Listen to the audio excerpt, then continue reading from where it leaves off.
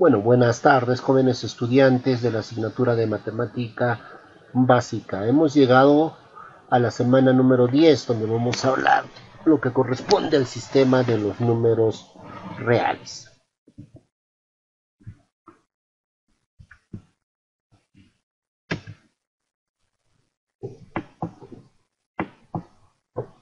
Cuando nosotros ingresamos en la escuela, desde muy pequeños, nos comienzan a enseñar los números. Y el primer conjunto de números que nos enseñan son los números naturales, donde vamos a encontrar números como el 12, como el 1, como el 215. Y nos enseñan a hacer ciertas operaciones con los números naturales. Por ejemplo, 6 más x igual a 8, que sí la puedo resolver. Es una operación que sí la puedo resolver, repito. Sin embargo, vamos a llegar a algunas operaciones donde ya no la puedo resolver dentro de los números naturales. Esta operación no la puedo resolver dentro de los naturales. Es así que ya surgen los números enteros. Vamos a ubicar números positivos. Dentro de los enteros también ubicaremos el 0. Y vamos a ubicar en números negativos, ¿no? Sabemos que los números enteros consideran tanto números positivos como números negativos, ¿ya? Y en una recta numérica, lo cual vamos a ver posteriormente, los números positivos se ubican hacia el lado derecho y los negativos hacia el lado izquierdo. Dentro de los números enteros sí ya puedo resolver esta operación.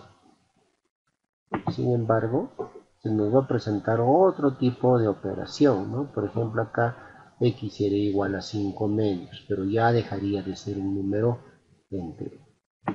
Es así que esta operación ya no la puedo realizar dentro del conjunto de números enteros.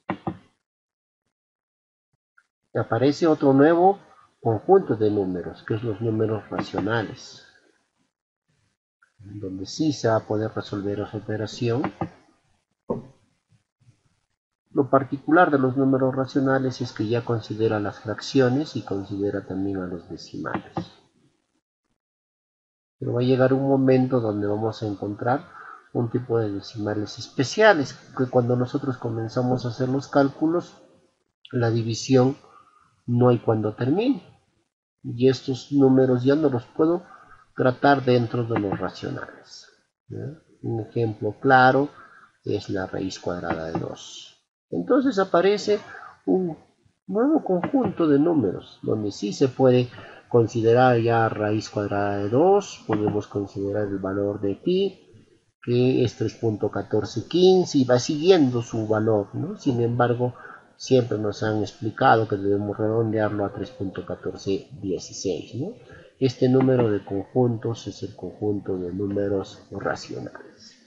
Irracionales. Entonces, los números irracionales, en unión con el conjunto de números racionales, hacen un nuevo conjunto que se llaman los números reales. Es decir, los números reales es el conjunto universal de todos los números. Ahora, los números reales van a ser representados en la recta real, ¿no? Y tenemos el siguiente enunciado. Dice: en la geometría analítica, el paso importante fue establecer una correspondencia entre los números reales y los puntos de la recta. Existe una condición que cumplen los números reales llamada axioma de completitud, que garantiza una correspondencia biunívoca, 1 a 1, entre el conjunto de los números reales y el conjunto de los puntos de la recta. En otras palabras, a cada número real le corresponde un único punto sobre la recta, y a cada punto sobre la recta le corresponde un único número real. Tendremos un punto, habrá un origen, no olvidémonos que hacia el lado derecho son los números positivos y hacia el lado izquierdo los números negativos. Un orden.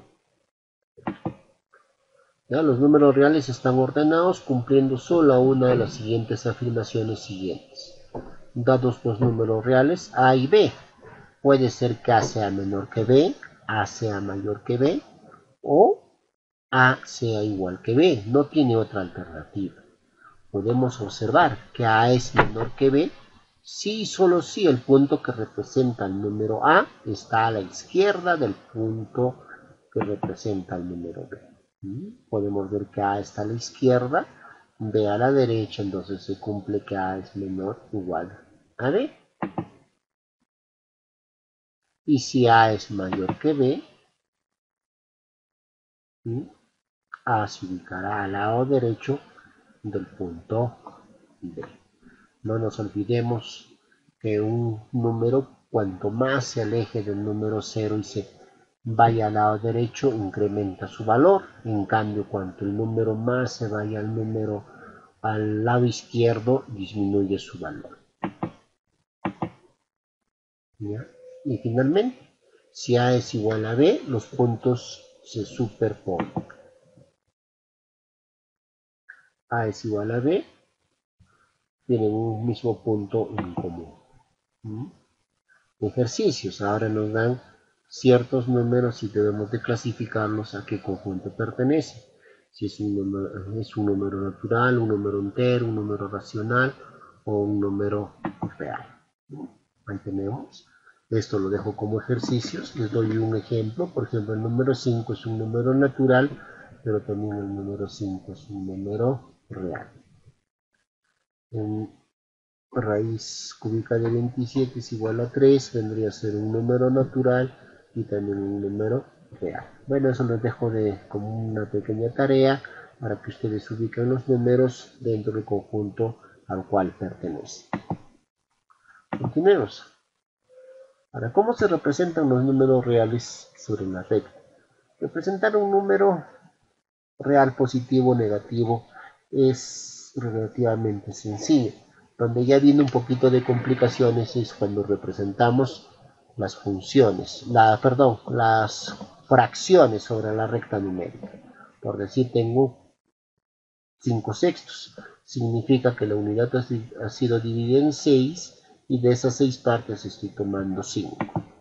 Para esto trazaré un segmento F y otros segmentos paralelos, y de todos esos segmentos ubicaré mi punto en el quinto lugar, que representa los 5 sextos, toda vez que toda la unidad ha sido dividida en 6. Intervalos. U es un subconjunto de la recta real, se llama intervalo, y contiene a todos los números reales que están comprendidos entre dos cualquiera de sus elementos. Geométricamente los intervalos corresponden a segmentos de recta, semirrectas o la misma recta real. Los intervalos finitos pueden ser cerrados, abiertos o semiabiertos. El intervalo cerrado es el conjunto de números reales formados por A y B y todos los comprendidos entre ambos. Un segmento de la recta viene a ser el intervalo. Cuando es cerrado se representa por un círculo con el relleno respectivo, ¿no? Acá vemos que hay dos puntos A y B que representan un intervalo cerrado. Podemos también denotar de otra forma. Entre corchetes se utiliza cuando el intervalo es cerrado. A, B igual a X, tal que A es menor o igual que X y X es menor o igual que B. Esto significa que A en algún momento va a igualar con X, va a adoptar el valor de X, o X va a adoptar el valor de B en algún momento. Por eso se denota que es un intervalo cerrado. Intervalo abierto es el conjunto de números reales comprendidos entre A y B. Tenemos el segmento de recta, los puntos A y B. Podemos ver que ahora el círculo carece de relleno, lo que nos hace identificar que es un intervalo abierto. De igual forma, los intervalos abiertos se representan entre paréntesis. Paréntesis A, B, cierro paréntesis, igual que X es tal que A es menor que X y X es menor que B. Eso significa que A nunca va a ser igual a X y B tampoco nunca va a ser igual a X. Intervalo semicerrado a la derecha, ¿ya? O semicerrado a la derecha o abierto a la izquierda. ¿Sí? Tenemos la gráfica cerrada a la derecha y abierta a la izquierda. ¿Sí? Sabemos que el cerrado está representado por el paréntesis. No, nos estamos confundiendo. El cerrado está representado por los corchetes y el abierto por el paréntesis. ¿Sí? X tal que A es menor que X y X es menor que B. ¿Qué significa? Que X nunca va a adoptar el valor de A, ¿no? Pero sí X en algún momento va a adoptar el valor de B. Pasemos a los ejercicios. Tenemos el intervalo 2,8. Vemos que está encerrado entre paréntesis. Por lo tanto es un intervalo abierto. Tenemos la gráfica. El punto A estará representado por el número 2. El punto B por el número 8. Utilizamos los paréntesis. Intervalo abierto 2,8. X pertenece a los reales, tal que 2 es menor que X y X es menor que 8. X nunca va a ser 2, ni X va a adoptar el valor numérico de 8. Intervalo 3,9, podemos ver que se está utilizando corchetes. Significa que es un intervalo cerrado. 3, 9. Siempre nuevamente los corchetes A, B. X pertenece a los reales, tal que 3 menor o igual que X y X es menor o igual que 9. Significa que en algún momento X va a ser igual a 3 y en algún momento X va a ser igual a 9. Continuamos en el intervalo 4,10. Utiliza al lado izquierdo el corchete, lo cual que significa que es abierto, y al lado derecho al lado izquierdo utiliza el paréntesis, que significa que es abierto, y al lado derecho el corchete, que es cerrado. ¿Sí? Podemos ver abierto en A y cerrado en B. 4, 10. Y su representación es la siguiente. Paréntesis a la izquierda, corchete a la derecha. X pertenece a los reales, tal que 4 es menor que X y X es menor o igual que 10. Entonces este punto en algún momento va a adoptar el valor de X, que se va a igualar al número 10.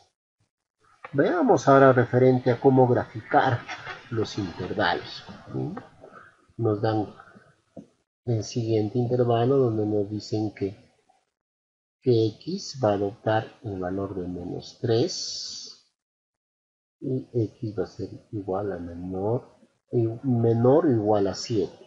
Menos 3 es menor que X y X es menor o igual que 7.